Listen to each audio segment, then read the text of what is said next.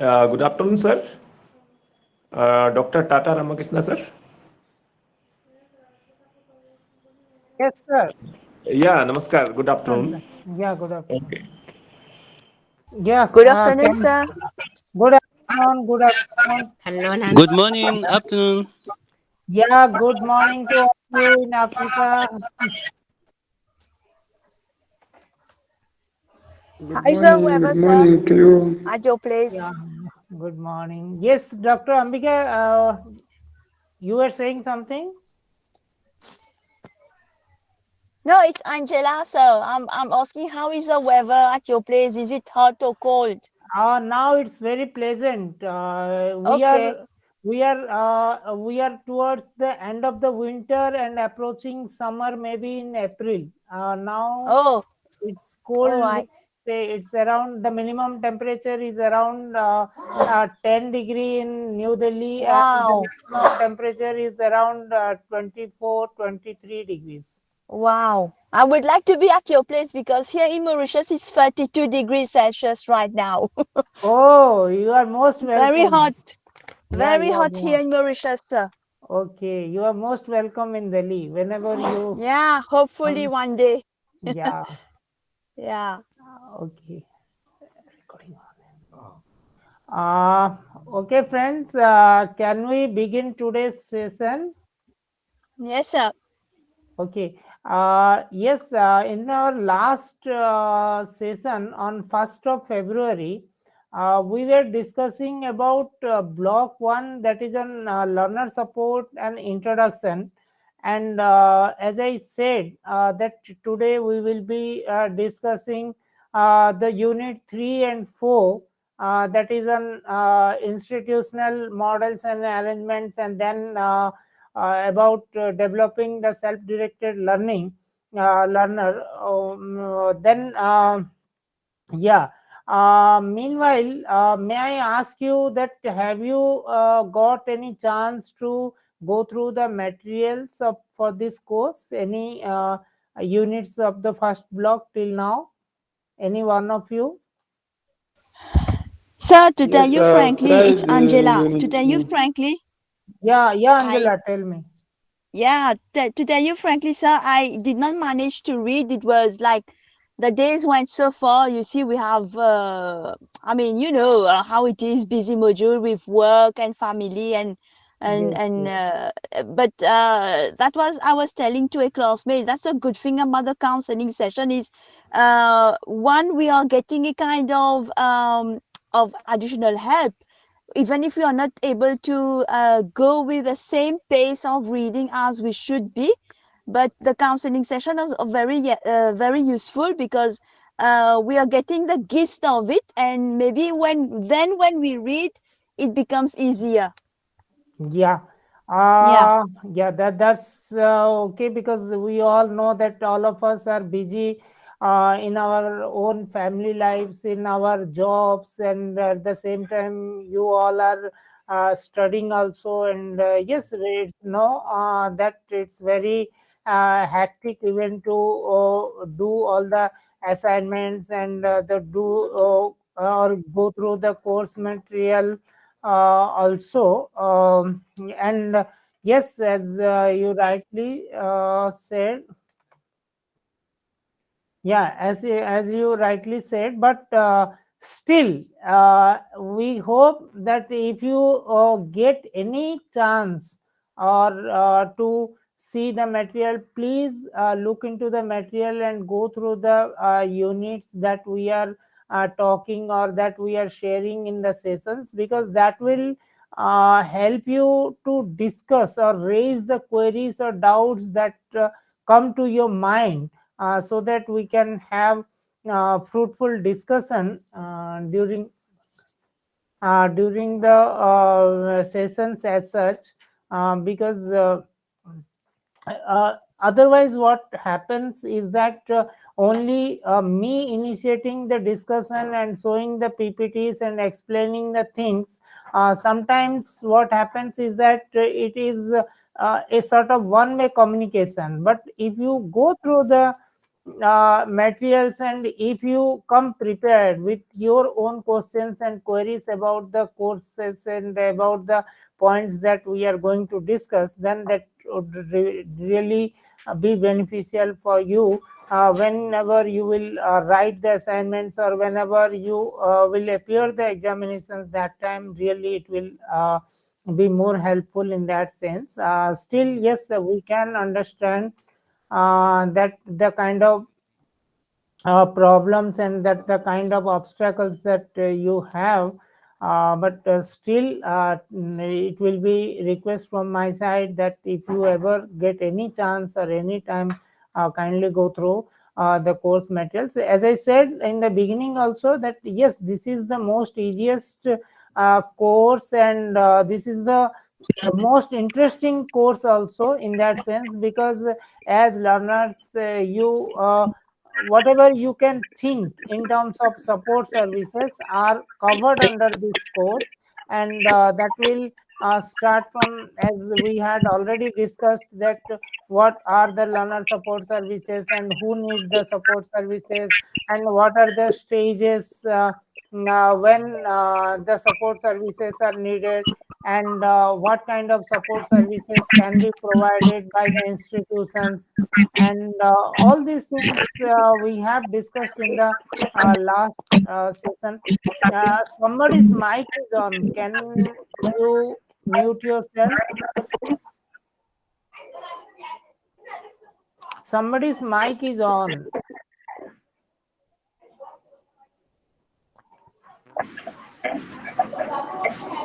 Yeah. Can you mute yourself?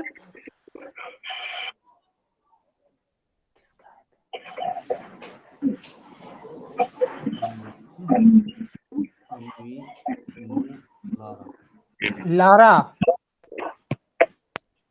I think Lara, your mic is on. Abdullah. If you, yeah,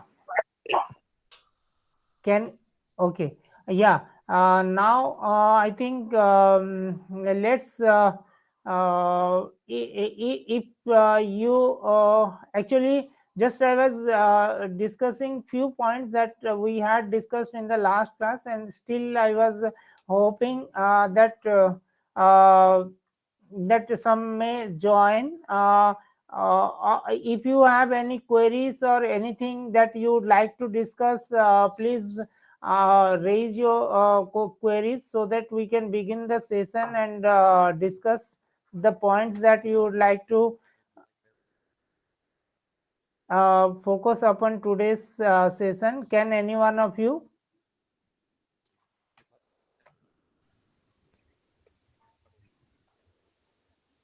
So can I ask a question, sir? Yeah. It's concerning the assignment. Okay. Yeah, there is the first question is about 800 words. Okay. And it is the question about Why do learners need support services, and how are they benefited from the support services provided by the ODL institutions? Okay. Now, if we when we start working on that question, I just wanted to ask you, when it is us, the ODL institutions, like, should we refer only to India or to, globally, examples from the world? Yeah, you can refer Okay. to the any ODL institutions across the world Yes. about the open and distance learning institutions and their way of dealing the learners with the kind of support services that they are providing, and what can be the support services that the learners need, and when exactly they need those support services, and how the institutions are reaching through their maybe tutoring or counseling support or assessment and evaluation support or administrative support services. These are the different types of support services. You can quote any Okay. of the universities and institutions. You no doubt. Okay. Okay. Yeah. Thank you, sir. Thank Yeah, you. thank you. Yeah, anyone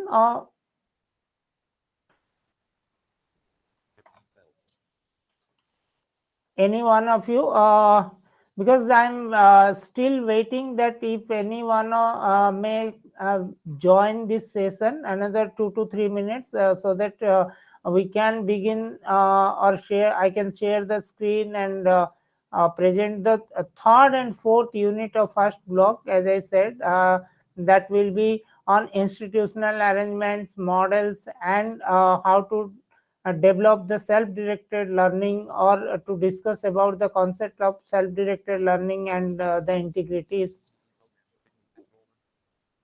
Yeah. Any one of you have any query related to this block? If you have read or if you have listened our previous session, attended previous session, or till now the discussion whichever has taken place till now, if you have anything to ask related to the MD 413 that is on learner support systems and services, you are free to ask your queries so that we can include those things in our discussion, and that would be beneficial for all of you also in general. Now, anyone, or should I begin the session with unit 3?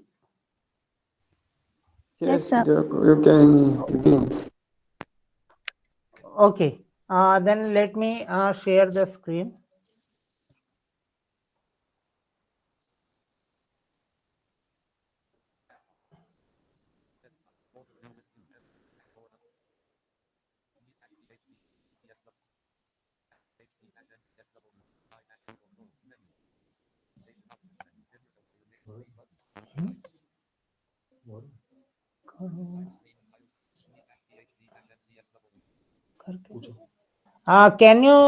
Can you see the PowerPoint? No, sir. No. Not. Yes. Now. Yeah. Yes, Yes. yes. Now. Yes, we Now can see it it. has come. Yes, sir, we can see it. Yes, We You can sir. can. see it, yes.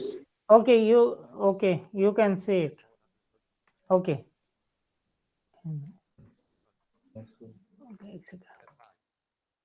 Okay. Then today, as I said, that we will be discussing unit 3 and 4 from the block 1, that is learner support and introduction, and this is the third unit that is on mm, institutional models and arrangements, and under that just okay then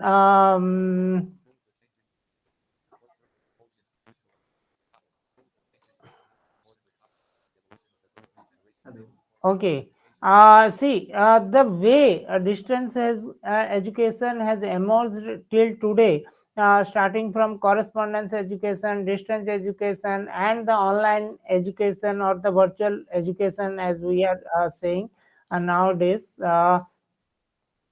Joining. Hmm.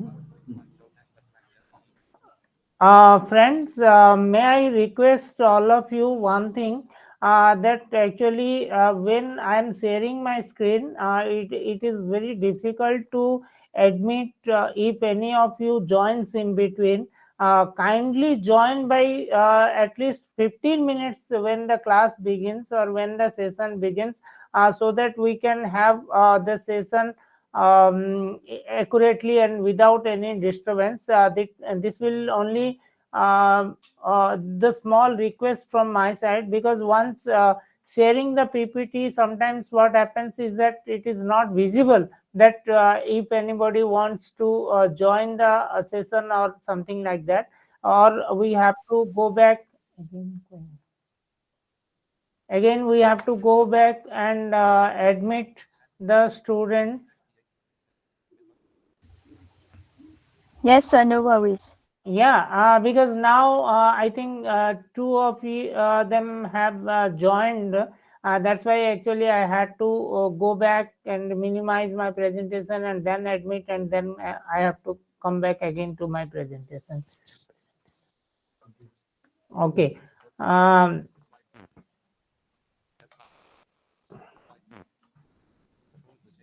Yeah, the changing phase of learner support, that is from correspondence to distance education, and the way we were talking online education. Then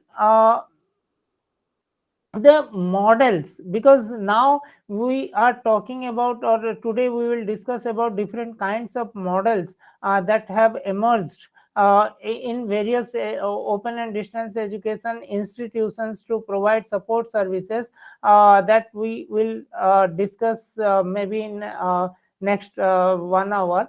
And then we will discuss, while discussing the decentralized model or different models, that how the headquarters, regional centers or study centers, this is the three-tier system that we are referring to, and how these systems, either two-tier or three-tier, work for providing effective learner support services to the needy learners and to the students, whoever need any kind of support during pursuing any program. Then uh, then how the institutions are adopting the information and communication technologies for providing effective support services, and what is the role of ICT in providing effective support services, that also we are going to discuss. Just give me 1 second. Again, somebody wants to join.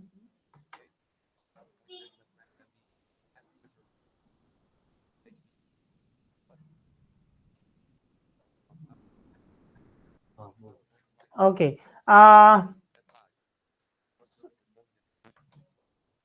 Okay. Then these are the learning outcomes which we have set for this unit. That after going through the unit 3 of first block, or the unit 3, that is institutional arrangements and models, as learners or as the professionals of distance education, if you go through this particular unit, then one should be able to then you should be able to trace out that how the correspondence education had come into existence and how it has switched over to open and distance learning generation. Then now we have been moving towards the online or virtual mode of education, that one should be able to analyze and even differentiate between these three generations of education system as such, we can say. Then how to identify the various models that have been adopted by directorates of distance education, or the open and distance learning systems, or the dual mode institutions, single mode institutions, the virtual mode universities. And all these universities are adopting different various models that one should be able to identify and clearly can define that what are the models and what are the systems that the institutions are following for providing effective support services. Then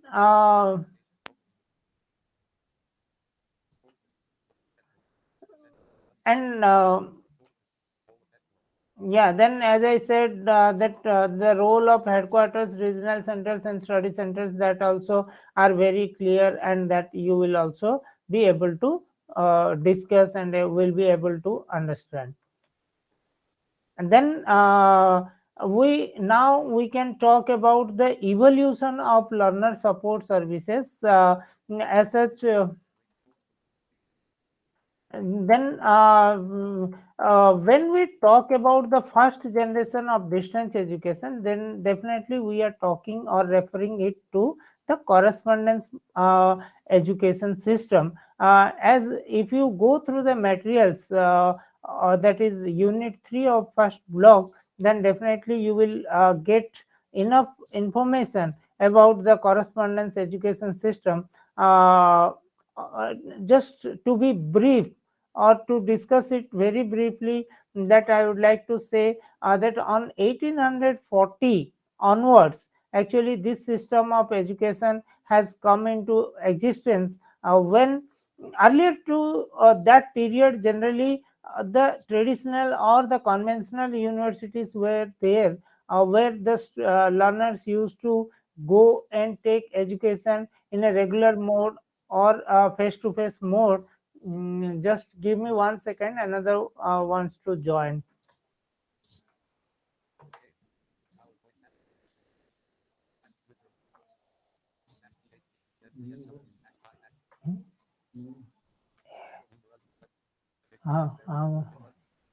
Again.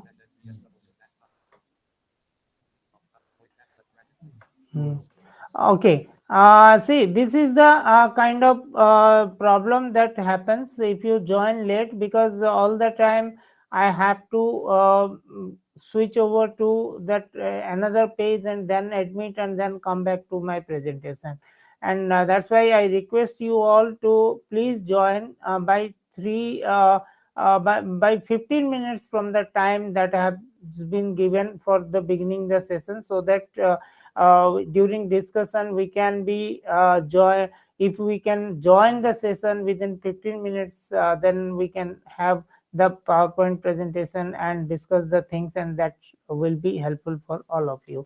And then yeah, the first generation that we were talking about, that 1840 onwards, the correspondence system of education had come into existence. Before that, as I said, that the students used to go to the educational institutions where they were getting education in a regular mode, and they had to visit the places for their examinations, for taking classes, and for any kind of support. But after 1840 onwards, gradually the things had changed, and some sort of correspondence education had come into existence world over, where some sort of postal communication or some course materials were being sent to the students, and the students used to go through those materials, and they were appearing the examinations either in the university or institutional premises, or so from some other places where the university used to conduct the examinations. And they and for those only the postal materials were being sent to the learners, and there was no such two-way communication which now we are talking about. And the technological innovations or the impact of technology was not there, Okay, but yes, definitely they were being provided with the study materials, and the learners had to just a second, give me, someone wants to join.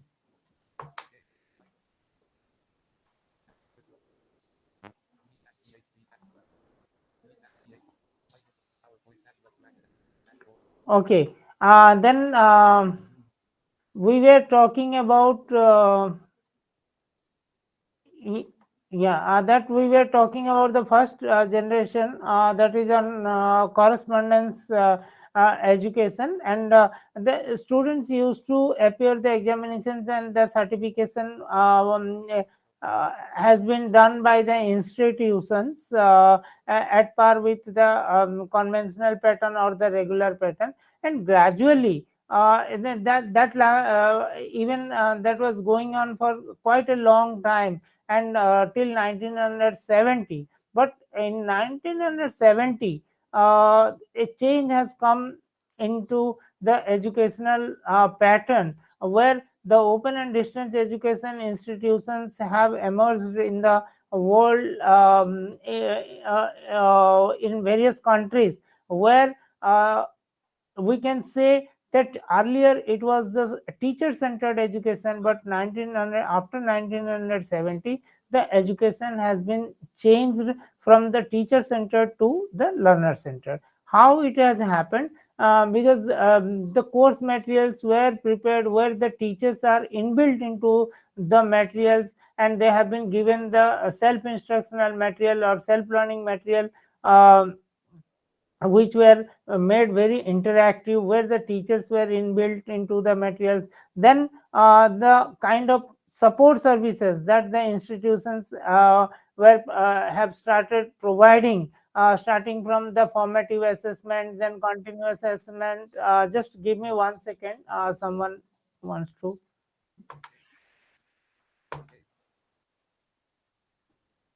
uh, yeah, okay, then yeah,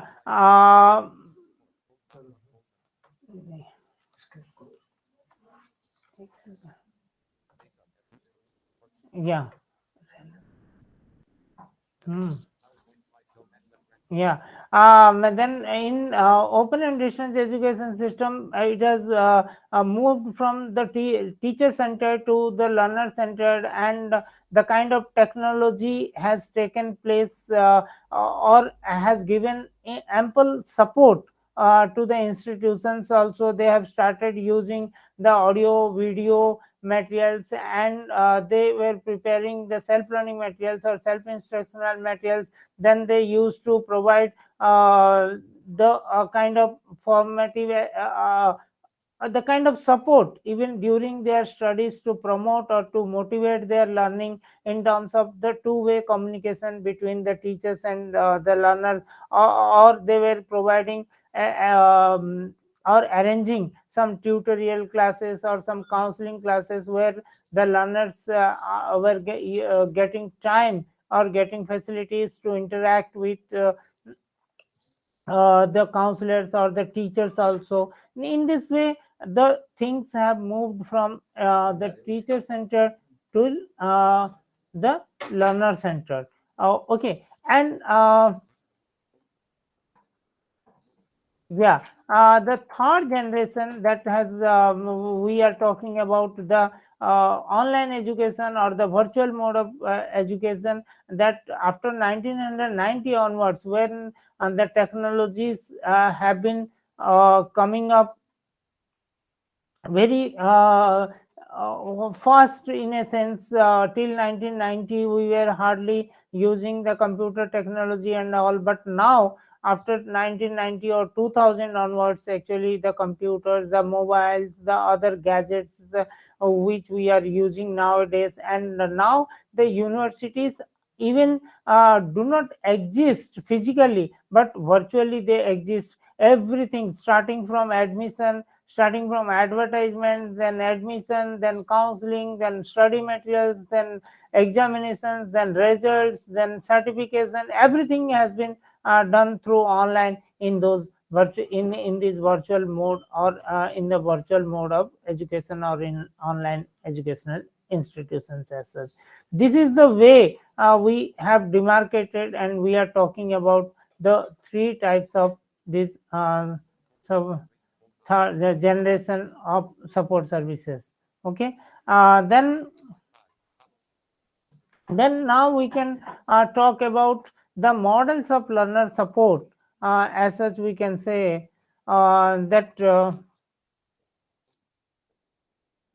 okay, the model one, that is under correspondence education, because these are the things: correspondence education, then open and distance education, and the online education. These are the three kind of models that we will talk today. Under the correspondence education, as I rightly said, that only the universities or the institutions, they used to provide both the regular programs as well as these correspondence programs, where in the institutions they may be having one department or one directorate of correspondence education, or one directorate of distance education department, which they may give responsibility to that department to offer these correspondence courses and all. And through that institution or through that department, they used to, or they are providing the programs and courses for the learners. Okay, and the certification, the examination, and everything has been done by the assessment and evaluation department of the university or the institution. But the difference is that only the learners may come to the institution for 2 weeks or 10 days for attending any face-to-face counseling sessions or any contact program, but otherwise they don't need to come to the university or visit the university for their regular classes. But the institutions may provide them the study materials in a package, that the course materials, and hardly those materials are in any interactive way, or they had to even the institutions, we can say that only the correspondence kind of things are using, are being used by the institutions. But on under open and distance education model, when we are talking about, uh, just a second, someone wants to join.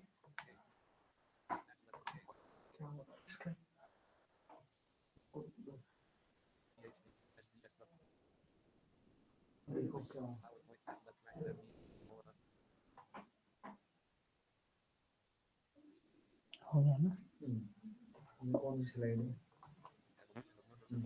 Okay, okay. Mm,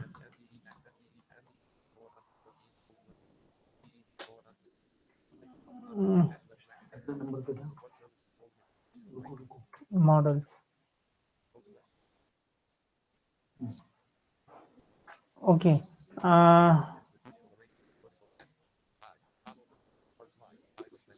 इसमें नहीं आ रहा है.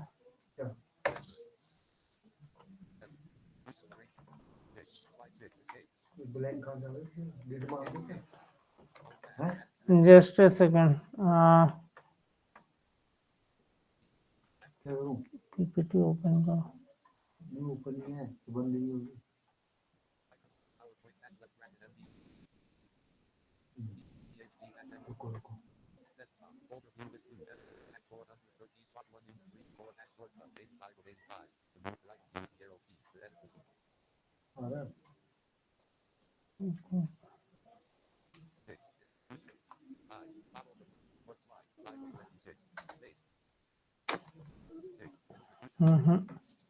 क्या हुआ?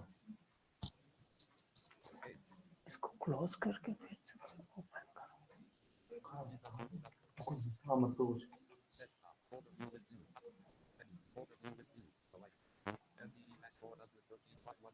तो sharing को stop start. अब आ रहा देखो.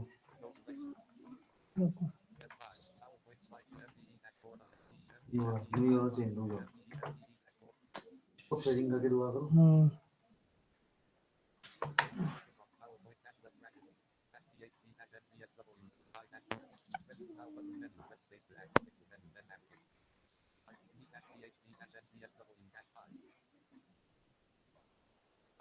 कुछ और देखो सही फोटो ले लो अटेंडेंस का रुको नहीं आ रहा भाई नहीं आ रहा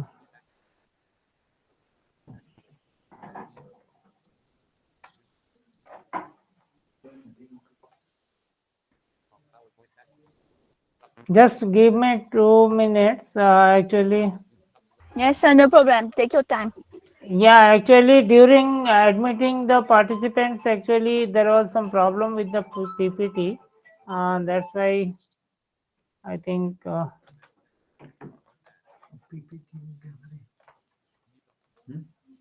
1 second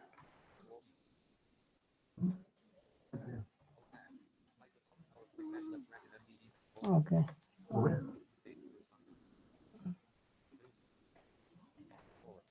okay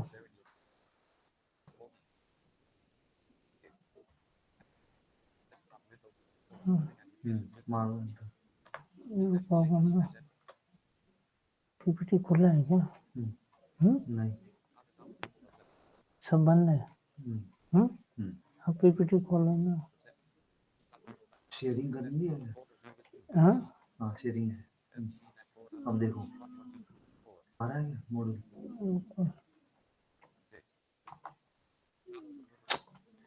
क्या कह रहा है फिर से कोई एडमिट मांग रहा है छोड़ो उसको स्टॉप शेयरिंग करो यार कर दी स्टॉप शेयरिंग करो कर दी ठीक है अब एक काम करो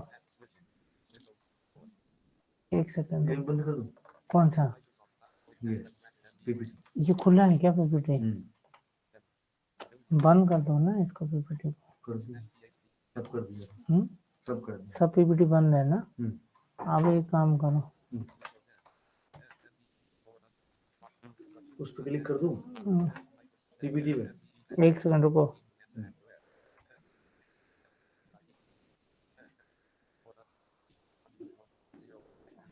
यहाँ पे कहाँ पे शॉर्टकट के नाम पे है क्या ये लो हाँ इसी पे इसी में ना खोलूं अब शेयरिंग करो ये सेंट्रल से एक एरर आ रहा है उसमें क्या आ रहा है अभी प्रेजेंट करो मैं करोगे आप नहीं अभी खुला है हाँ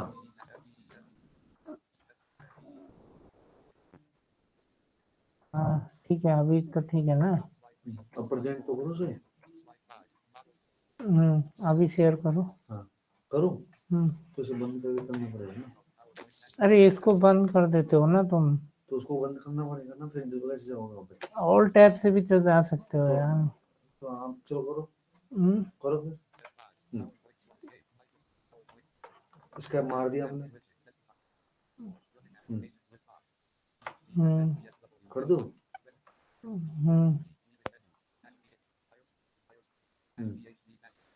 हो गया ना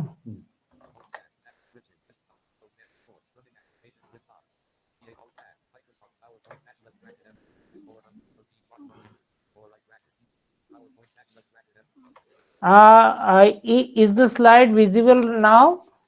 Yes, sir. Okay. Now we were talking about.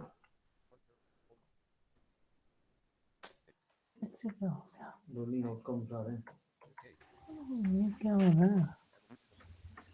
Regulation model of learner support हो रहा है स्टॉप करो फिर ये है model Okay, then we are talking about the under open and distance education system model that we are talking about then how the centralized model, then decentralized model. Under open and distance education system also there are various kinds of models. where the institutions are operating either in a two-tier system or in three-tier system, where they some of the institutions are having headquarters and the study centers or learner support centers or the program study center, something like that. And some institutions, they are having the three-tier system, for example UK Open University, or from for example Indira Gandhi National Open University, where we are having the headquarters, the regional centers and the study centers.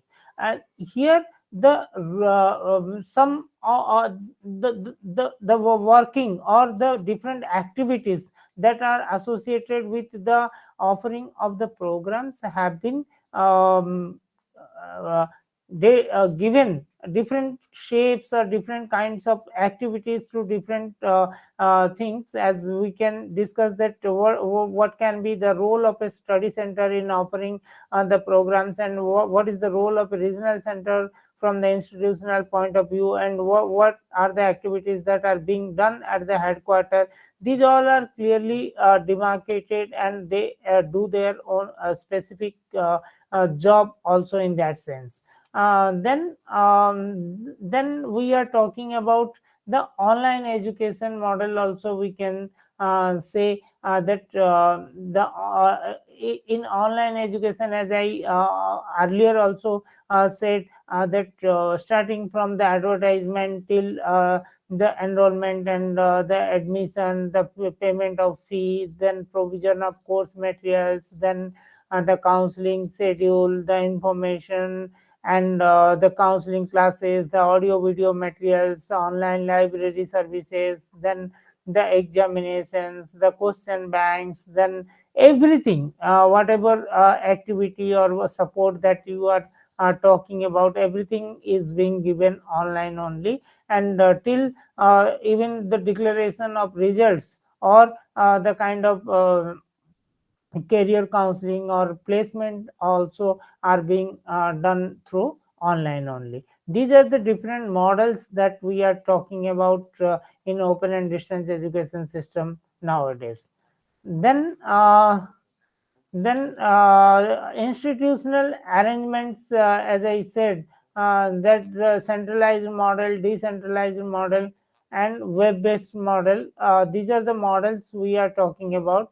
Okay, that I have already explained to you, that under decentralized model how it works, and how in centralized model how it works, that we have discussed.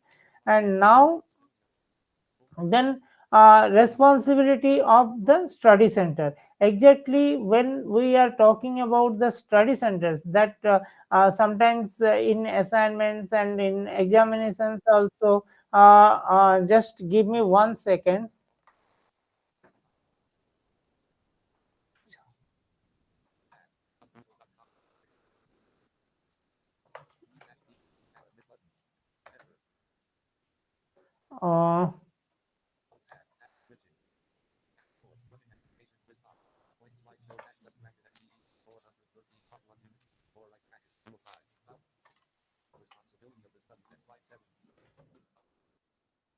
uh, Friends, again, I would like to request that next time onwards, please try to join on time, so that we will not have this kind of problem, because again and again I have to switch over and admit you for this session, which is not being possible because in between I have to stop the PPT and then visit to the main page and then admit, and then I have to come back again to the presentation.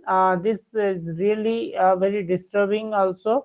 That's why it will be my request for all of you, please join on time, maybe within 15 minutes from the scheduled time, so that after 15 minutes we can share the screen and there won't be any problems as such. Otherwise you will, if I won't admit, or then you will not be able to join this class. That will be a big loss for you and for us also, because the purpose of creating this environment and discussing the points is to get benefit uh, you all, or to acquaint you about the course materials and the skills that have been imparted through these courses. That's why it will be a small request.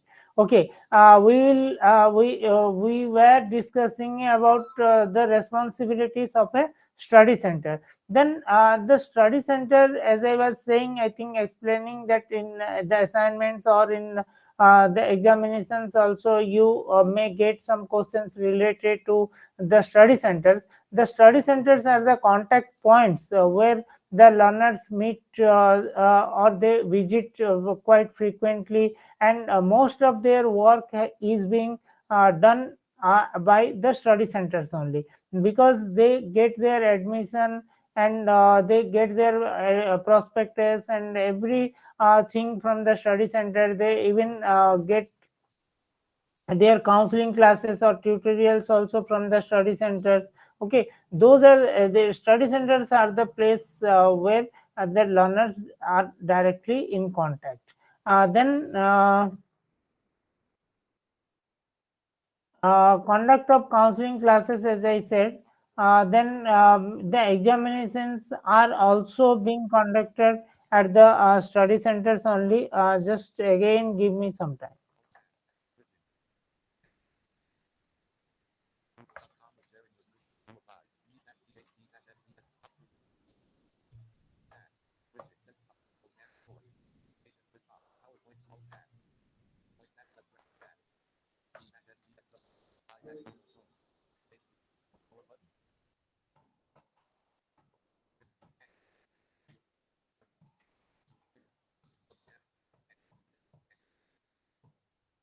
कोई admit मांग रहा है क्या?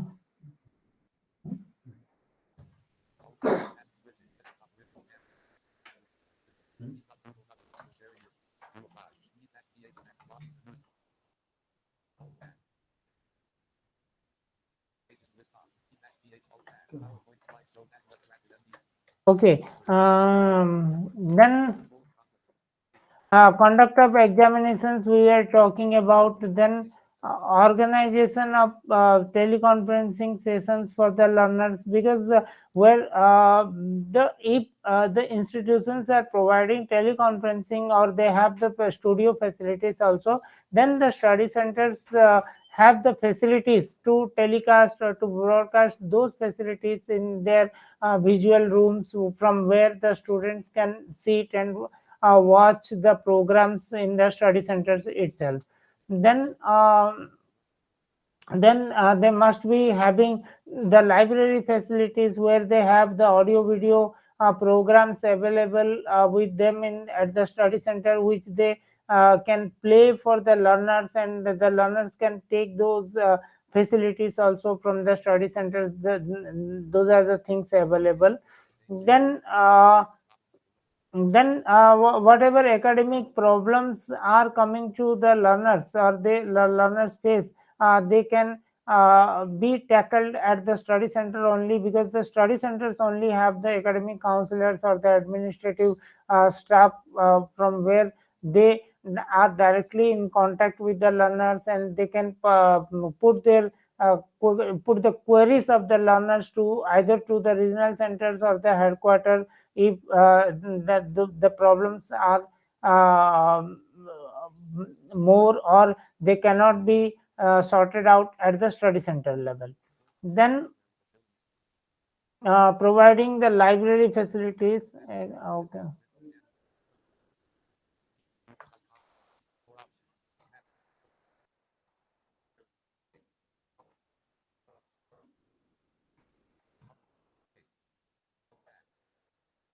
Okay.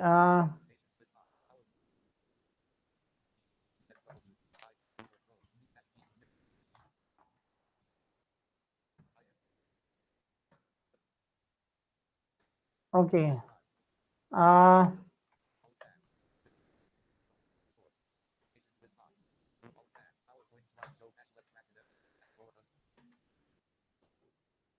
Okay. Then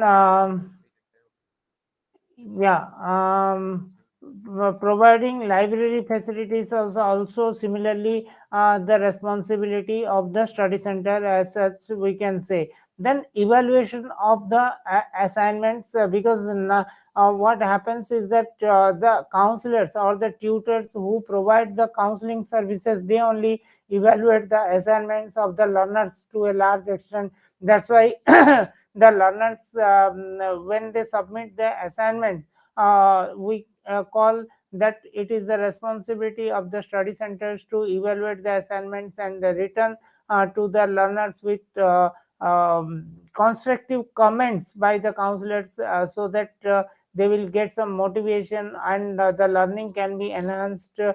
This is called the continuous assessment or the formative assessment in that sense. And these comments only will help the learners to study further or to learn further, or they can cope with their studies where they are lacking, or whatever things they would like to learn that really will be beneficial for them. And then conduct of the orientation programs for the counselors. Again, this is also important, because as a study center coordinator, in the study center generally one coordinator and assistant coordinator will be there, and they may pull a number of teachers or the academics as their counselors. Those counselors or tutors may not have experience in open and distance education system. That's why the study centers may have to conduct the orientation programs for them also time to time. Then in the locality also, the study centers has the responsibility to promote the kind of programs their institution is offering, and to attract the learners to various programs in that locality. These are the things generally study center does in terms of role and responsibility, we can say.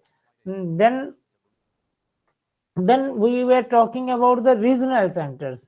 Okay, then what can be the responsibility of a regional center, that we will talk about also.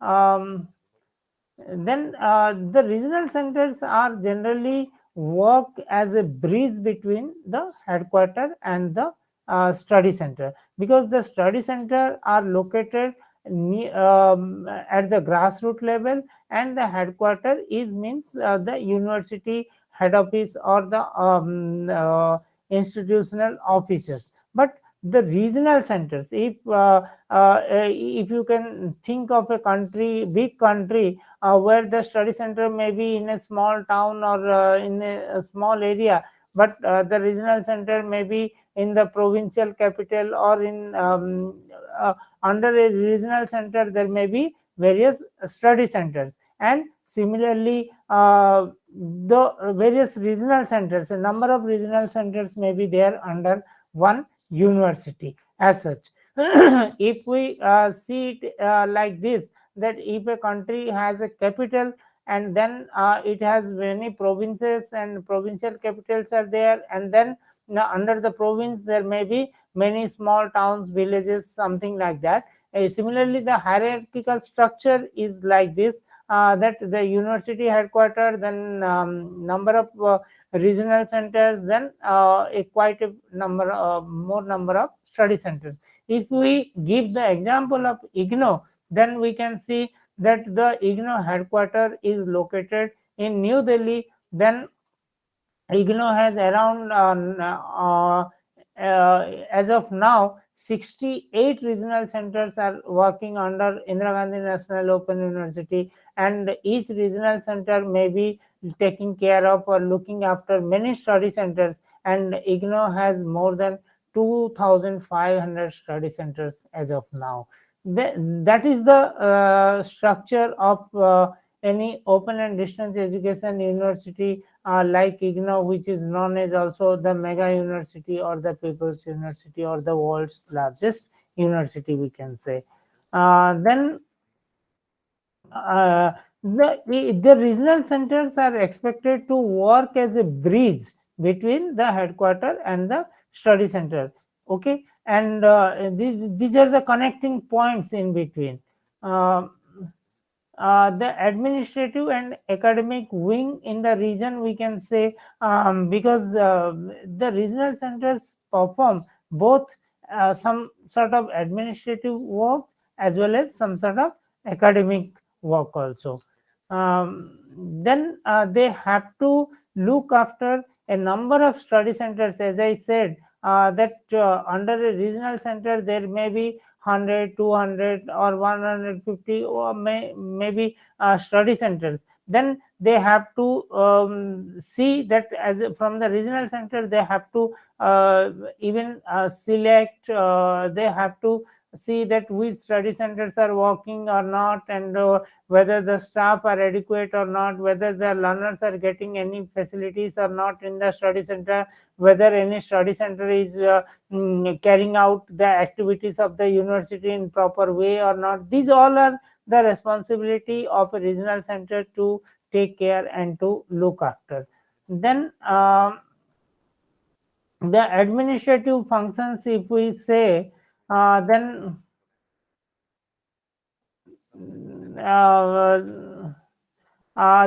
we can say that appointment of counselors, distribution of study materials, these all are the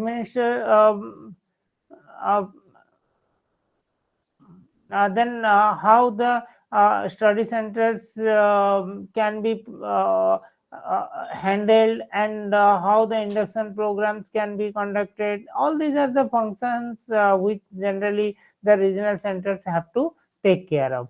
Then even we can say that academic functions, if we talk about, then if the problems of the learners are not sorted out at the study center level, then definitely they have to visit the regional center, and regional centers are the points from where the problems of the learners that may be related to the receipt of study materials, or that may be related to getting some certificates, degrees, or that may be related to the change of addresses, or that may be related to the scholarships, or that may be related to any other issues, but they have to visit the regional centers, or regional centers are the points from where the learners can get these support services. Then the annual convocations of the universities are also being conducted by the regional centers in the areas, because it may not be possible for all the learners and all the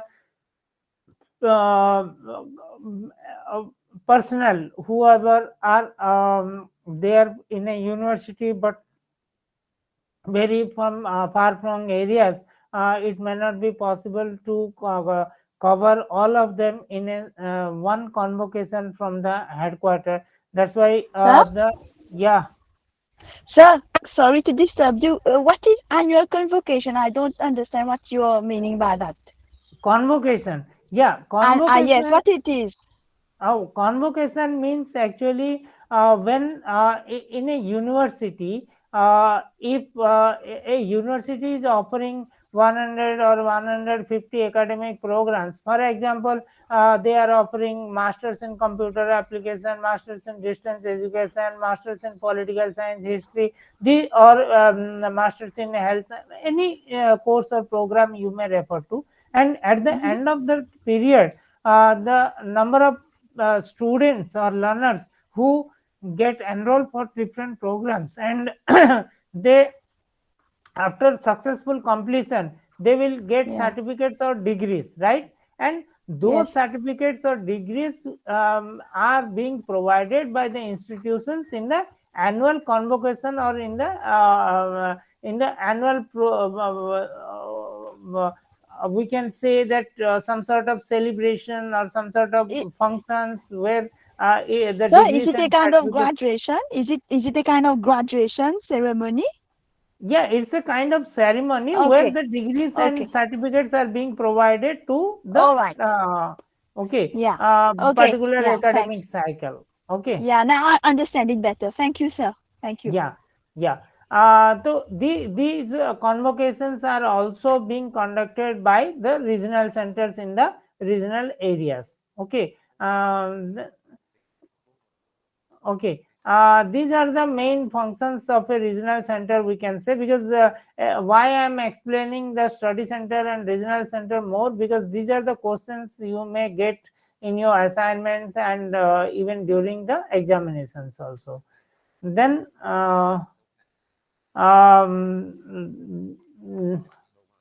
now whatever we talked about the unit 3. Okay, under unit 3 we had talked about the institutional models and arrangements, where we have talked about different generations of education, starting from correspondence, open distance, online and virtual. Then we had talked about different models of learner support, and the institutional arrangements also we had talked about, that how the centralized model, decentralized model, and the other models have been followed by different institutions as per their needs. And then we have talked about the 2-tier system, 3-tier system, including the study center, regional center, and all. These all are the things which have been discussed under unit 3. Now we are moving towards the unit 4. Questions, sir. Yeah. Yeah, go on. Thank you very much. You've talked about the study center, regional center, Yes. then even the HQ. Then I came across is it work center where students are allowed to perform practicals? I wanted you to comment on that. Is it work center? Then also organization structure in terms of human resource on those centers. Thank you. Yes, yes. See, some of the universities and some of the programs have some practical components also. For example, if you are doing a computer application program, then the students may need some practicals to do. And if any university is offering any science programs or any medical related programs, then they may need to go for some practical core activities also. In that sense, the institutions generally tie up with the other institutions and other regular mode institutions and other colleges or other hospitals in the area, with whom they tie up, and they take their permission, and they use their human resources also, and their facilities or their labs for conducting these practical activities. And these places are called the workplaces, where the particular learners of any programs enrolled and the institutions with whom the university has tied up, they have to visit there, and their practical activities will be done, and their practical examinations also may be carried out. These are the workplaces exactly you have referred. And some universities call them as workplaces, or some of the universities call them program study centers also. Some these are the different terminology that have been used, but yes, definitely these are also there. And the human resources also, sometimes the universities use from the tie-up institutions, or some of the at sometimes the university also may depute their own staff to take care of certain activities also. Is it clear? Yes, sir. Thank you. Okay. Then Sorry for the yeah. sorry, I just have I want to tell you a little bit back regarding the generations. I mean the first generation, second generation, and third generation. I like that there is mass media education. So I wonder which of the generation does mass media education belongs to? When you say mass media education, what exactly you refer to? Like digital learning via mass media, radio, television. So yeah. That's what I Yeah. mean by mass media education. See, that's what I'm saying. Okay, if you are referring to television, radio, and the kind of two-way communication, if you are referring, that definitely we can either include it in open and distance education, that is the second generation. Okay, because under second All right. generation, under open and distance learning institutions, or under the open and distance education system, we are talking about the two-way communication and the use of multimedia technology, and the kind of use of even internet discussion forums, peer interaction, live demonstrations, then audio video materials, radio, TV, teleconferencing. All these things come under the open and distance education. And after 1990 or 2000 onwards, we have moved towards the online mode or the virtual mode, we can say, where the physical activities or the physical visits or the physical structures may not be there, but for example, we can say that in Africa there is a virtual university, right? Is there a virtual Actually, university? we do have open university, but we don't have Yeah. virtual university. Okay. In some of the In countries I'm in our talking like Nigeria in particular. I don't know about oh, other countries, maybe Ghana, but okay. in Nigeria we only have National Open University of Yeah, the Nigeria. open universities, yes, that I know. In Nigeria, you have open university. Some of the faculty from Nigeria had come for some of the programs also of IGNO for that the programs were on designing and development of self-learning materials. Yes, that's true. But what I'm referring is to the virtual universities or the online education universities which are emerging nowadays in Australia and in Canada and in some of the developed countries. Now the universities are totally virtual, because starting from admission till the examinations and exit, everything is being done online only. Even the course materials, the audio video, the blogs, charts, emails, and discussion forums, everything. Only thing needed for them is that the learners or the students should have either a laptop or a computer with better internet facility. If they have that much, then definitely they can take the facility of these virtual universities, and they can get admission, and they can do their courses without visiting from one place to other. By sitting at home only, they can pursue these courses and programs. That is what actually the virtual universities and are talking about. The way now we are interacting with each other. Okay, these are the things nowadays have been possible under open and distance education, that is the second generation which we are talking about. But yes, definitely, though we are doing it online, still we are associated with some physical activities also. Maybe you need to visit your university, then you have to fill the form, you have to take admission, from there you may get the certificate. Some of the physical things are not are still there in open and distance learning education system, but gradually we are moving towards the online and virtual mode of education. That's what the third generation that we are talking about. Is it clear right now? Thank you. I got it. Yeah. Finally, I want to apologize on behalf of the learners who joined late. Actually, it's beyond our control. In some of the region, you cannot use Google or Google Meet without using the VPN. So it's the network hitches that we are facing when joining the Google Meet. So it's something that is beyond our control. I hope you understand the kind of Yes, situation that we have yeah, before yes, joining. that, Yeah, it, yeah. we don't need like to interact to you during the interaction session, but we have to try several times before getting into the meeting. I do apologize for coming late.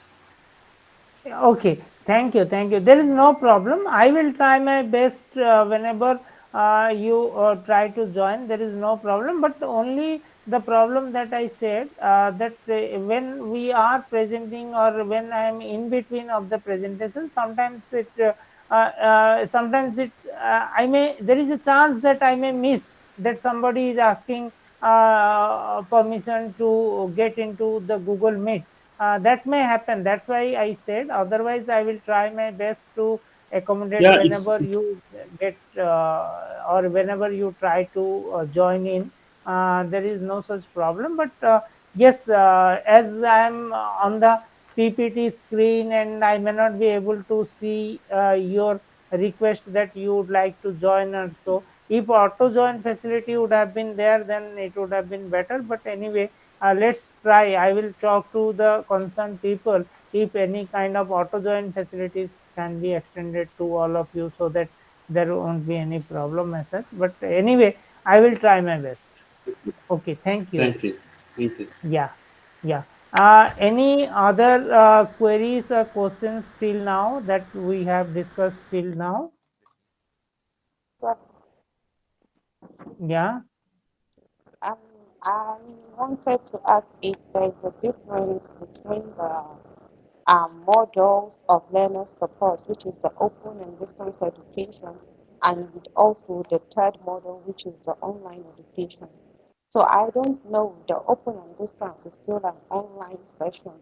So is there any particular difference between the open and distance and also the online education? Okay.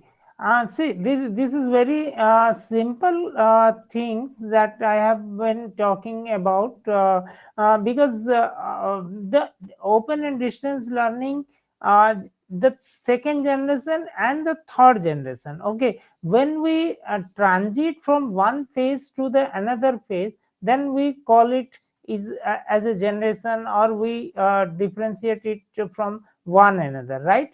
And from in the correspondence education to when we switched over to the open and distance education, there we have integrated the technology and we have been using various means also. We now in open and distance education system, we are providing the interactive study materials to the learners, and we are integrating even the audio video components into the materials. Then we are using the discussion forums, we are using the learning management systems, we are using the counseling and tutoring services, maybe face to face or blended mode, or we are conducting one to one counseling or group counseling, or we are providing the administrative support also through online through the use of information and communication technologies. Then we are conducting the examinations with the help of computer technologies. These all things are possible in open and distance learning system, but somewhere the learners have to visit the universities physically for some time, or they need to take admission physically, have to visit, or they have to submit some documents, or the certificates will be provided the offline. Some sort of offline facilities are also there in open and distance education. But in online mode, when we are talking about the virtual universities, there the institutions and the teachers may be there, but they will be available virtually over internet only. You won't see them physically, or you won't have to visit the universities physically. Everything is being done online, starting from the advertisement. From where you will see, you may see the advertisement for certain programs in the university website only, or you may seek admission, and then the institutions may provide you admission. Then after providing admission, you may be given one user ID and password. Okay, and after getting that user ID password, you may log into the program, where you will see that there are study materials, then there are audio video materials, there are the discussion forums, the activities, then the blogs, charts, everything maybe there in the learning management system. You don't need to even visit the university or any office. If you have any query also or any service that you need, you may write an email in the chat box, or in the maybe some sort of facilities where you have to write. If you can raise your queries, then your queries may be answered back through emails only. Or if you send any document attachment, then that may be verified, or that may be evaluated and then sent back to you through email or through technology only. And even the examinations will be conducted online. Then your certificate may also be given through the digital way, or the digital certificates may be provided to you. That doesn't mean that you will not get a degree or you are not getting any education. You are receiving the same kind of experience, the same kind of education, the same kind of knowledge, skills, everything. But here the things are being done virtually or through online. This is the online mode of education, or the virtual mode of education, that we are referring. And this is the online model also we are saying. But in open and distance education, yes, definitely the model and the institutional arrangements when we are talking, that may be centralized or decentralized model. Under decentralized model, that definitely we are talking about the three-tier system: regional center, study center, headquarter pattern. And it may also offer the program single-handedly from one headquarter only, or the institutions may have two-tier system, that may be having a headquarter and study centers, or three-tier system, they may be having the intermediary channels. Those are the regional centers in between the study centers and headquarters also. These are the models also we had talked about. Is this clear now? Yes, I see. Thank you. Okay. Any other query or any other things?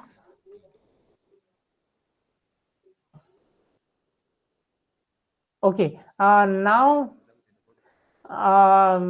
support for developing a self-directed learning. Okay, this is the fourth unit. Okay, in open and distance education system, what we say is that the learners are the adult learners, and the learners are the independent learners, or they do their self learning. Okay, they do their learning independently. And that's what we generally assume, and that's what we say. Then how to promote that self-directed learning? On that only the fourth unit is dedicated. Okay, then definitely we will discuss about the importance of self-directed learning.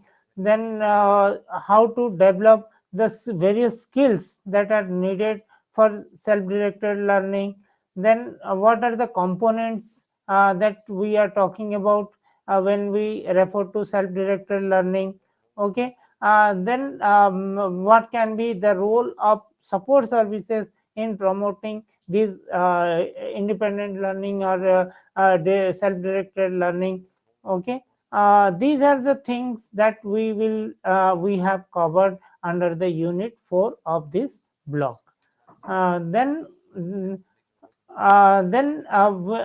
if we see objective wise or the learning outcome wise, then definitely after going or after studying this unit, definitely you will be able to the nature of open and distance learning system, that one should be able to understand, and in terms of the self-directed learning. Then definitely you will be able to know the kind of distance learners and their characteristics, their learning styles, their heterogeneity, their differences, and how the learners in open and distance learning system are there, and what are their characters, that one can understand. Okay, and then definitely that you will be understanding the concept of self-directed learning, then components of self-directed learning, and as I said that the importance of technology again, because nowadays the technology has an immense role in our day-to-day lives. Similarly, how the technology plays an important role in promoting the self-directed learning, that also we will be understanding after going through this unit. Okay, then when we talk about the nature of open learning system, then definitely we are talking about the individualized learning. That means as a person, as a learner, if you have different styles, if you have different requirements, if you have different ways of study, or if you have any particular problems or skills or requirements, but then definitely as per your own individualized needs, you should be facilitated for your learning.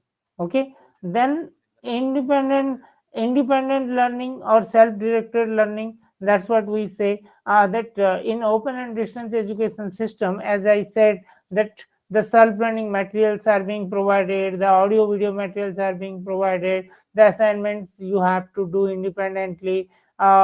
Yes, there may be some counseling or tutoring services, or there may be some sort of academic and administrative support may be provided, but as learners you have to pull out time for yourselves, for your studies. You have to first study the materials, and if you need, you may refer online and offline materials also. Then you have, if you would like to use some audio video materials, that also you are very much welcome to use those materials. Everything have been given or put as per your convenience, maybe under LMS, or maybe provided physically by the universities, but the learners have to be self-disciplined, self-motivated, and self-sustained. Okay, these are the words generally are being used as the for promoting self-directed learning. Okay, then guided learning. Okay, then guided learning means if there may be some at-risk learners, or there may be learners who may not have that kind of self-motivation or self discipline or self-sustainability, then they may need, or they may depend on the teachers or counselors who can guide their learning, who can uh, help them in time to time, that how they can proceed further, and where they are lacking, and what more they should learn, and how they can improve their learning, and all these all are covered under the guided learning.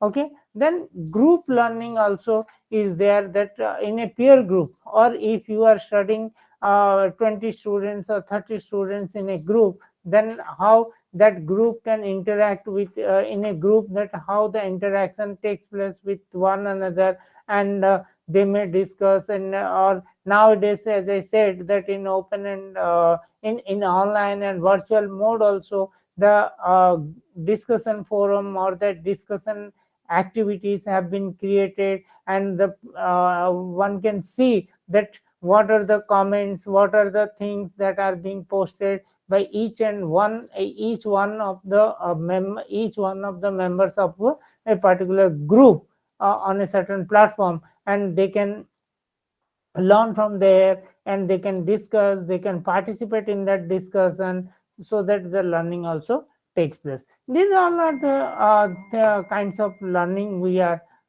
talking about. Okay, then what I definitely, when we say that the individualized learning, as I said, then what exactly the benefits that one gets from the individualized learning that we can. Okay, Okay, individualized learning is that it that is free from the peer pressure, because in a regular mode of education or in a classroom, you may find it's very sometimes embarrassing and sometimes pressure also. Then when the other students are learning at a faster rate, if we are not able to study in that pace, then that may demotivate ourselves, or that may hinder our learning process. But when we are talking about the individualized learning, then you can get ample time to study. One can get ample time to study on one's own pace and time also. Here there is no burden, there is no pressure, because there is some flexibility in terms of time, schedule, place. Wherever, whenever you want to study, you can study. But you should be self motivated, or you should have that much interest or keenliness among yourselves, that yes, I have to study this much today, or I will study in this way, or whatever may be the method or way. But one should if has interest, if there is a way, if there is a interest, then there is a way also, we can say.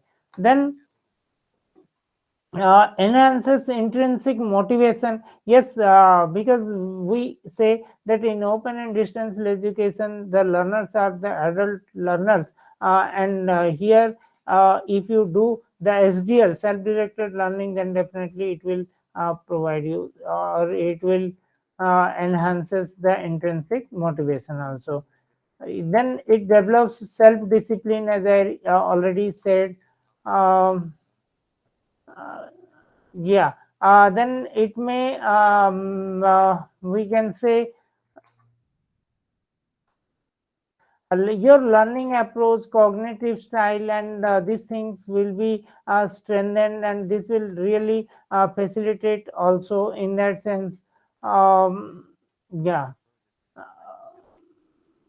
Yeah, and the practical activities, or if you would like to do something practically, what happens is that in normal classroom situation or in the regular mode, you may get some limited chances or limited opportunities. But here, as learners, one can get ample number of times one can practice, and one can do the activities, and at their own pace, and with their own specificity of time also. Then personal gratification. Here what happens is that when you achieve something, or when you do something, or when you understand something, then you may congratulate yourself, or some sort of self confidence also will be developed among the learners. That is also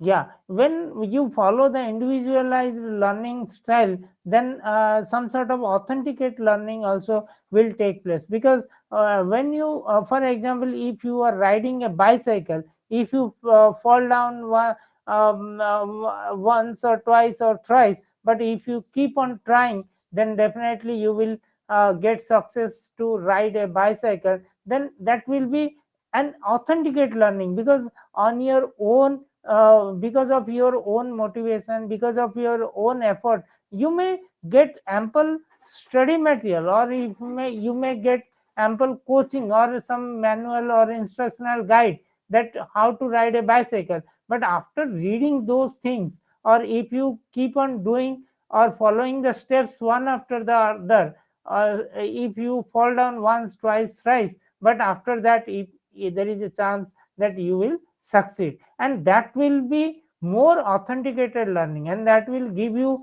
some sort of self gratification also. Yes, I have read, I have done, and I have learned. Okay, this is the kind of self confidence that one will get if individualized learning is there. Okay, yeah, then what are the ways to promote independent learning? Okay, independent learning that we can by giving choices. Okay, one has to provide ample choices to the learners to promote independent learning. If we restrict the choices, or if the kind of fixed curriculum, or the fixed kind of activities, or the fixed ways are there, then definitely there is less chance for promoting independent learning. But if you have ample choices, if you have ample number of options with you, then whatever option or whatever style, if you would like to follow, or if you you like to do, or you would like to learn, then definitely there is a great chance that self-directed learning or the individual learning can take place. Okay, then yeah, increase the learners how well they predict on the learnings. Okay, uh, yeah, in the tests or in the examinations, how you perform, that is also gives you a kind of encouragement that yes, in this particular exam or in this particular assignment, if I have scored this much, or now after the second exam or second assignment, this is the kind of improvement that I have done. This is the kind of encouragement also one can get from the individualized learning. Okay, use authentic tests. Then in open and distance education, or here in various programs also, the diaries, the journals are also being used, where you can keep the up-to-date information in those diaries, that today I have read unit 1, tomorrow I will read unit 2, or the kind of activities that you are doing time to time, and the kind of material you have read, or the kind of queries or doubts that are arising to your mind. If you can keep on adding them in your diary or create diary, then just give me 1 second.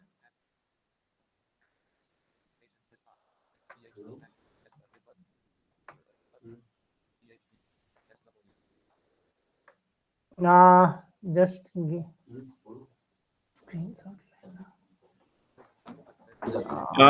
Tata sir, Yeah. yes, regarding this auto joining, Yes. yesterday the same problem was being faced in Matlis madam's lecture.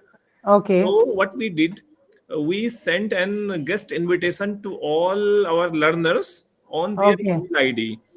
So Okay. if the learners, I'm also asking the learners who are present here, that Okay. we have sent an email invitation on their registered email ID. And so if the learner go on the email ID and then join with Meet, there's an option join with Meet, and there's other option link. So if they will click the link, then they will have to wait, and the admin will have to join, admit them. But if they click on join with Meet, then Okay. they can be automatically means admitted. So, dear learners, please look at your email IDs. We have sent yesterday. We have sent invitation. In that invitation, there's an option join with Meet. So if you will click on that particular link, then you will automatically join without means waiting for host letting you in. But the condition is that you have to join within the meeting time. That means from 3 p.m. to this 5 p.m. So I think it will be helpful. We'll see whether it works or not. But yesterday we have done that. So we are hopeful that it will be taken care of. Okay. Okay. Yes. I think is it clear to all of you, friends, what sir had told you, that how to join auto? Yes, Yes, sir. yes, it's clear, sir. It's Yeah. clear, right? Go. Yeah, it's understood. Yeah, Okay. go to your means next time you open your email ID and then see the email which has come from PGDDE MDE something. So you will find that, and then there's a link join with Meet. Click on that, then you will automatically get into the meeting rather than clicking on the link. Don't click on the link, click on that Meet. But only after 3 p.m. At 3 p.m. you start, then you will be automatically admitted to meeting. So next time, please try Okay. that. We'll We see understood, sir. tomorrow whether it works or not. Okay, sir. Thank you. Thank you, Yes. sir.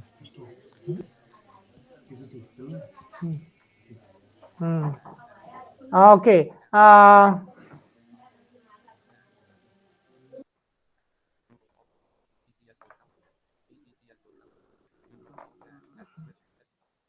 Just a second.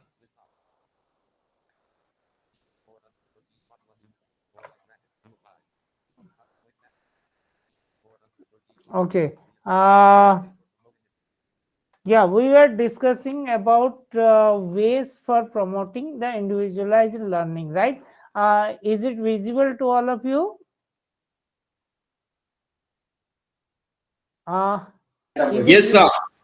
Okay, it's visible, right?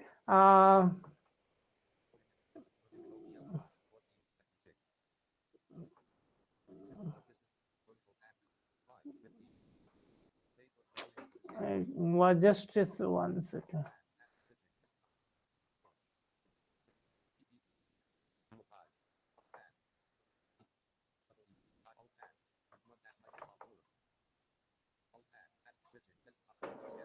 Mm,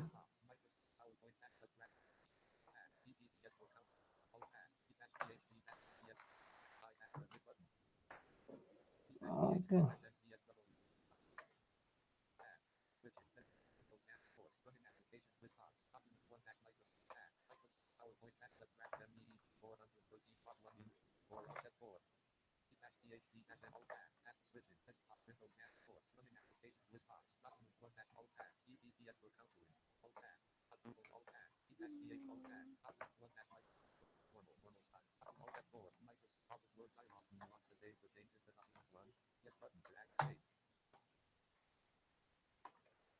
Just give me 2 minutes. Again, I will just.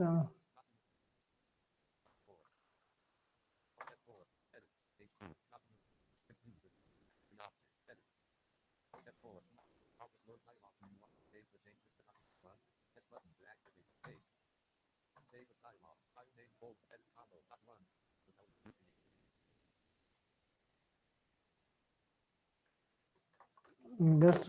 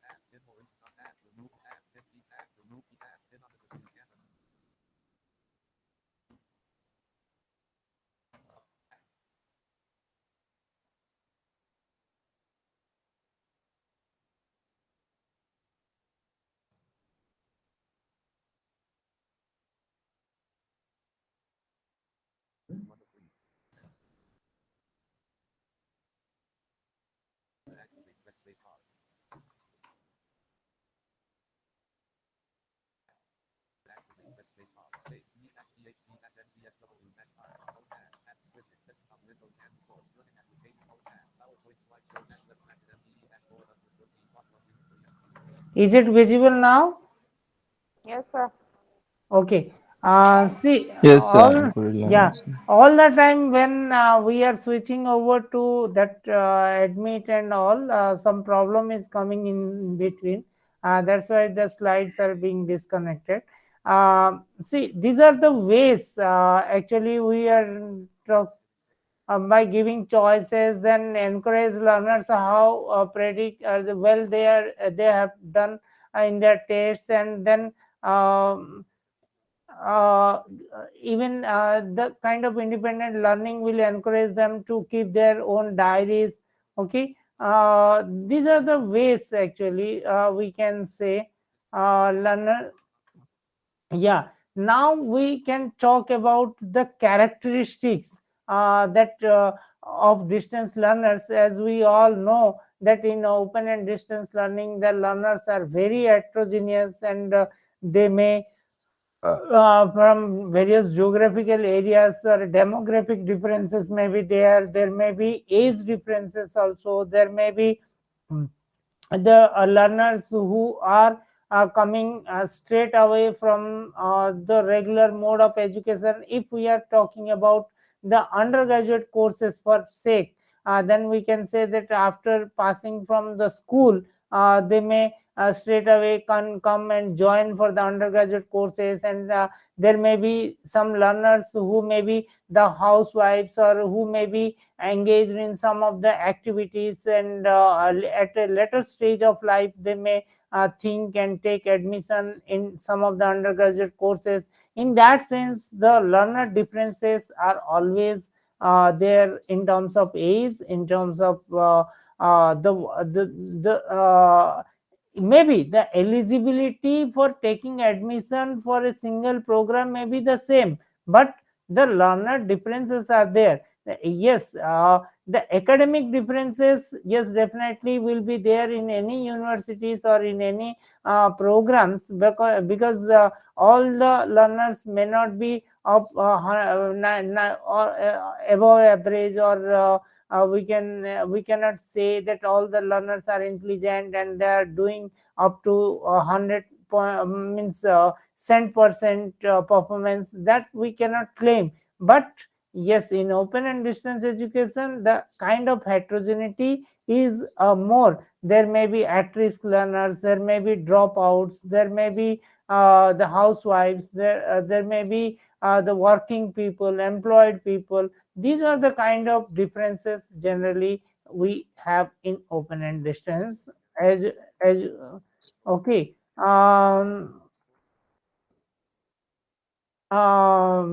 then the second thing that we say, uh, then conveniently located institutions, that for example I belong to certain city or certain province, there may be the universities who may not be providing the kind of courses or the programs that I'm looking for. I may take admission in a more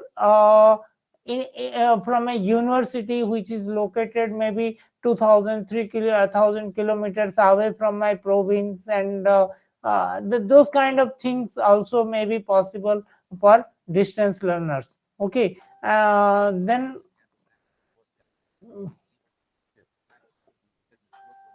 okay, and as I rightly said, the people who are working on ship or engaged in business or doing any job, for them also face problems due to their work schedule and all. If, for example, that in a regular universities the classes take place from 10 to 4, for example, in the daytime, and if somebody is employee and if somebody is working, then in the daytime, then that may not be possible for him or her to join the programs within that stipulated time period. Those are the limitations, and those are the things which happen, and those are the things because of which also the distance learners prefer, the learners prefer distance education courses and programs also. Okay.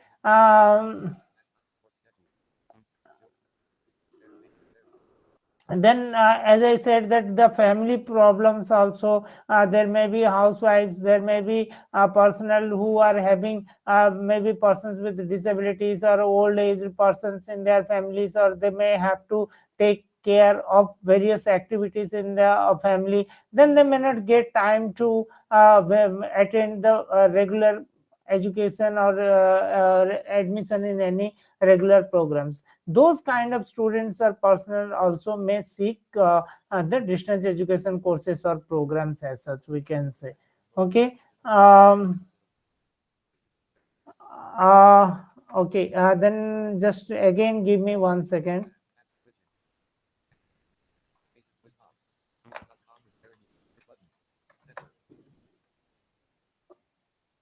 Okay.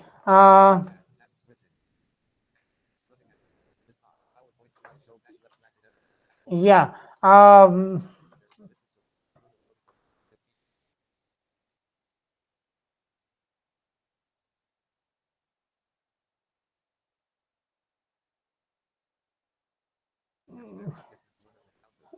Yeah, we generally say that in open and distance learners, in education, the learners are generally self-motivated also. Okay. Yeah,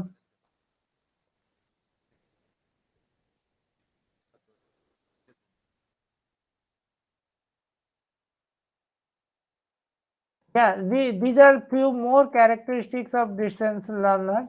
Okay.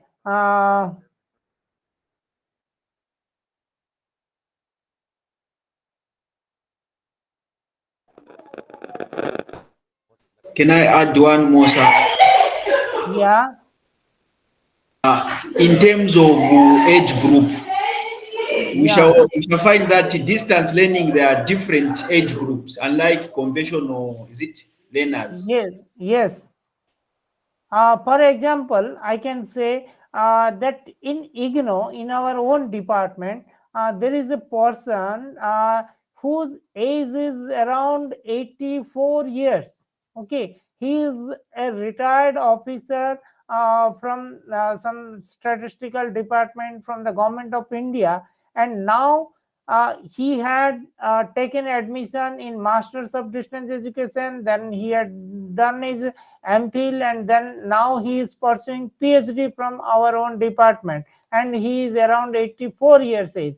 Now you can think that at this age also he has that much commitment and interest and self motivation that he has taken admission.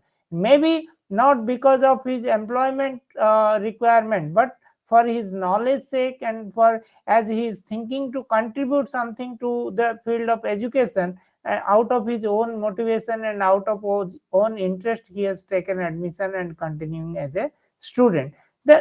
And there may be the students who have immediately completed the graduation programs, maybe around 2021 of age, and they have taken admission into the master's program at the age of 22. Then you can imagine that what may be the difference between 22 and then a person who is doing masters at the age of 50 or 45 or 60, 65. Then there will be the age difference, but both of them are studying the same material, and both of them are giving the same examination. Okay, and both of them may be getting the same skills, but here the challenge becomes more on the part of the teachers, and the kind of material have to be prepared, because the institutions have to keep all these things in mind while designing the programs in terms of course materials, or while delivering any kind of support services, or while conducting any counseling or tutoring services, or when providing any sort of administrative or academic support. These are the things one has to take care of, because these are the different types of characteristics that the learners have in open and distance learning system. All these things have to be considered while providing, or while designing, or while offering any program, service, or any facility to their learners. Okay, is it clear? Is it okay now? Yes, sir. Okay. My question Then, is my question is, sir, yeah, about the lecture notes, sir. yeah. Pardon again. Why Can can you you share the slide for us, sir? the why? The slide. We need this light. I mean, I think it is more easier to understand for us. So we need slide, sir. Okay, you need the PPT. Yes, yeah. the lecture notes slide, the one that you are using, sir. Yes, definitely. I think the recording will be shared with you on the learning management system itself, where you have been given the user ID and password. There, the recording will be uploaded, and you can see the videos and the PPTs also. Yes, definitely we will provide, and we will upload them also. Okay, Okay. sir. Okay. Okay, that is my question. Yeah. Thank you, sir. Yeah. Thank you. Okay. Hello, sir. Yeah. Can you hear me? Hello. Yes. Hello. Yes.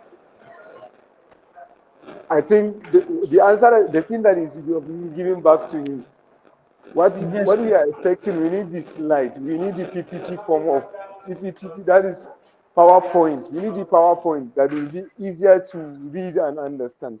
You know, if you take the nature of the main PDF form, the things are much. But you know, the slide is summary of what is in that main lecture note. So we need, if possible, to share the slide either in the MLS form, MLS software, or just via our that even their project WhatsApp group. WhatsApp group. Yeah, Okay. either in Uh, WhatsApp group or let if me. it's possible to upload it into the, you Okay. know, if you visit the MLS, that MLS, you can only see the video record of what you have done, not the main slide. And if you are using, for instance, phones instead of computer, you could be able to read any of you know, the size is that too minute. Okay. So we I need the got you. I PPT got your form. point.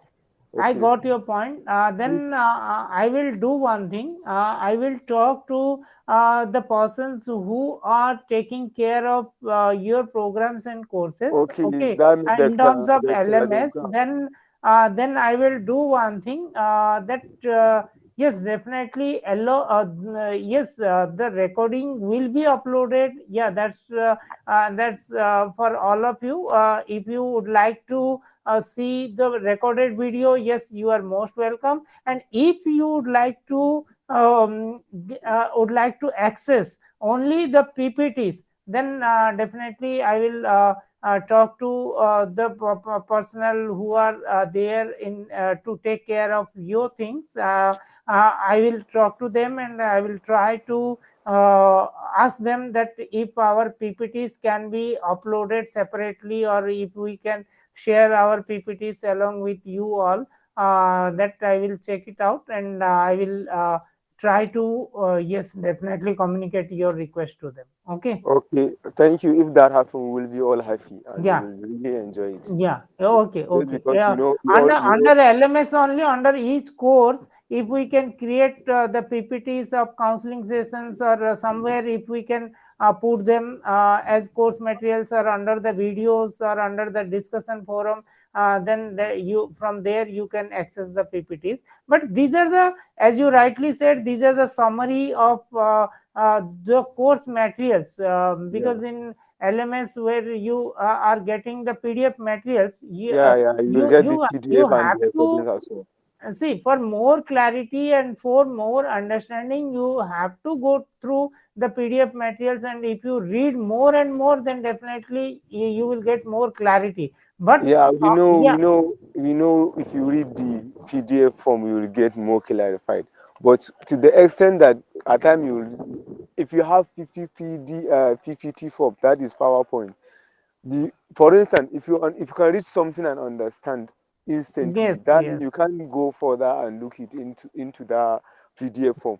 But anything that is unclarified, you will narrow yourself there. You'll go for that PDF to see the details that will make you to understand. Instead of the reason why we need the PPT is just because Yes, yes. I this, will this try to. Yeah, I will try to talk to them and provide you the things. And meanwhile, what I would like to request you all that if you get any time, please go through the study materials that have been uploaded and come prepared for the classes so that we can take your queries and have our discussion based on the kind of queries and the doubts that you have in your mind, instead of me presenting the slides one and the other. If you initiate the discussion and if you have the queries, then definitely we shall be able to cover more content in a sense that would be more fruitful. That's what I request. Okay, let me switch over because we are running towards the time also. okay, Uh, thank you. okay, then mm,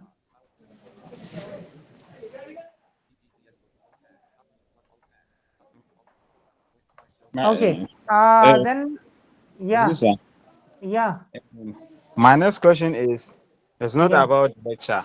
My next question is about the assignment, sir.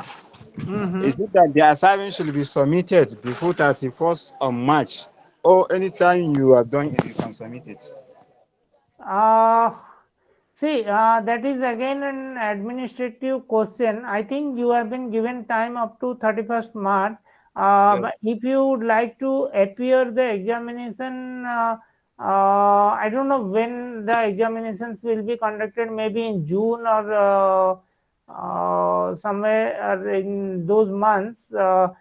Yes, you may submit, or your date may be extended for another 10 to 15 days. That I don't have any idea. But anyway, I will try to talk to the university personnel who are looking after these activities. Okay, Okay. those are the administrative things. So I cannot give you a concrete idea or the correct information as of now. Okay. Okay, but Yes. meanwhile, yes, you go, you keep on attending the counseling sessions, and if you get time, prepare the assignments one after the other.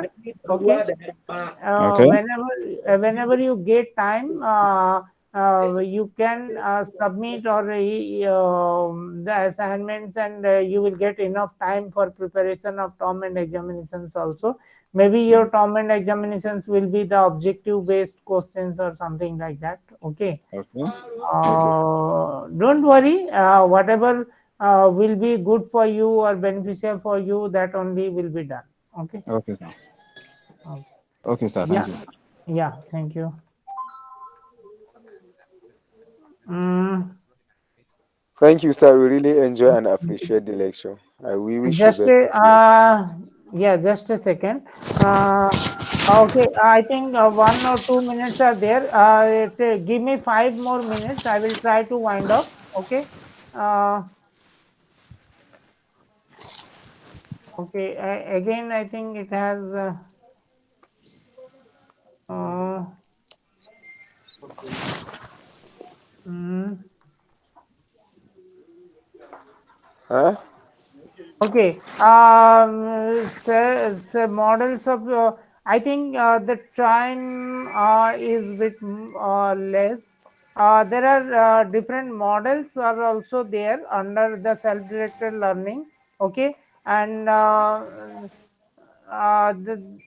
then the characteristics of distance learners, the components, all these things are there. Maybe we will do one thing, as it is already your time is over. We can discuss few things which are left in this unit, maybe in the next session on 15th of February. Okay, and on that day we will be discussing the block 2. Okay, that is reading and writing, sorry, the cognitive skills and the study skills, the development of skills as such, the cognitive skills, the study skills, reading, writing skills, and problem solving skills. Okay, we will be talking block 2 on 15th of 15th of February, and we will try to cover few of the things which are left under unit 4, for starting from the different models of self-directed learning, the components of self-directed learning, and few aspects as per their importance. Okay, and is it okay for you? Yes, sir. Yeah, it's okay. It's okay. Okay, Yeah, that's fine. then I shall request you to please go through the material if you get time, for blocks 1 and 2. Okay, and come prepared on 15th for this course, so that we can discuss the unit 4 leftover things, and then we can move to block 2, that is on development of skills. Okay. Okay, then can we stop and can we close today's session? Yes, sir. Yeah, no problem. Yes, sir. Thank you, Yeah. sir. Uh, can I have a question, please? Yeah, Okay. you can ask. My question is regarding the assignment, please. Is it Yeah, handwritten or type 1? you can submit the typed one also. Okay, thank you. Okay, for my course, you are most welcome. You can submit the typed one. For other courses, you may ask the course coordinator. For my course, you may you may submit the typed one. Hello, Okay. sir. Okay. Some they will say handwritten, some will say type 1. No, see, for my course, yes, I can say that you may submit the typed one. Okay. But other Okay. course coordinators, you may ask them whether if they are strict about the handwritten one or not. But for this course, yes, definitely you can submit the typed one. Thank you. Okay. Yeah. Yeah. Someone is saying something. Sir. Yeah. Um, I just want to make a comment to all for all our learners. Okay. There are questions that is not supposed to ask, Wo- like uh, submission of assignment before. Anytime if you say before, even from the before, even if you can be able to answer the assignment question before even the lecture was delivered, you can be able to, just because they tell you anytime after that is not permitted, but before. Then question like this, another question that this man asks: how could you write things and upload to somewhere else like that handwritten? We don't know the style of writing of many of us. Some having fine writing, while others, maybe if we can be able to write, I don't think not all of us there where our handwriting will be read by, but the most accurate thing is No, just this to is. write. Just Yes. Oh, information for sorry, the Mr. rest of Fahad. the You learners. didn't understand the man. But even the writing is okay. But what we are going to do What I is want you just to understand, obey the rules. wait. How could you Oh, just okay, find out? okay. I think it's okay if something comes to their mind. Let them ask. There is no such problem. But yes, definitely, first we should focus on the sessions and the kind of counseling that is going on. And first you understand the content and then the different points. Then you can think, or you can keep your assignment questions along with you, so that whenever the particular points are being discussed or particular units are being covered, then definitely you can get more clarity, and after that you may be able to give or do justice to the assignment questions which have been asked, and you can write better also by referring to particular units or courses. And as in the beginning somebody asked me that the first question of the MDE 413, that is based on unit 1 and 2 of the block 1, and what are the learner support services and all the 800 word question. Yes, definitely we have discussed already in the last class, and today she had raised that query. Then it will be very easy also on our part to respond while discussing the units also. If you have any questions related to the counseling session that we are taking on any days, as I said that next session we will be covering block 2 on development of skills. If you have any queries related to that or any assignment questions related to that, please be prepared, and please go through the materials and come prepared so that we can discuss them in the next class. Okay. Okay, thank you very much, sir. We really Yeah. appreciate it. Okay. Okay. Can we close this meeting? Yes. Yes, sir. Yes. Okay. Okay. Thank you. You may leave now.